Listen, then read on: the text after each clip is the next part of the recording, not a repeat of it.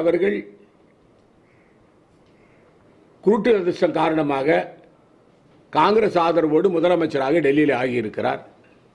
அவர் ஒரு அமைச்சர் மீதோ அல்லது ஒரு அரசியல் தலைவர் மீதோ ஊழல் குற்றச்சாட்டை சொல்லும் பொழுது அந்த குற்றச்சாட்டு ஆதாரத்தோடு சொல்ல வேண்டும்.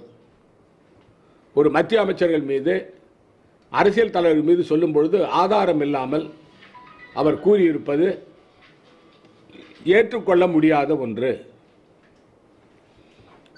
அனைத்து தலைவர்களும் சுமார் அவர் குறிப்பிட்ட பெயர் குறிப்பிட்டவர்கள் சுமார் பாதி பேர்கள் அவர் மீது வழக்கு தொடருவோம் என்று கூறியிருக்கிறார்கள்.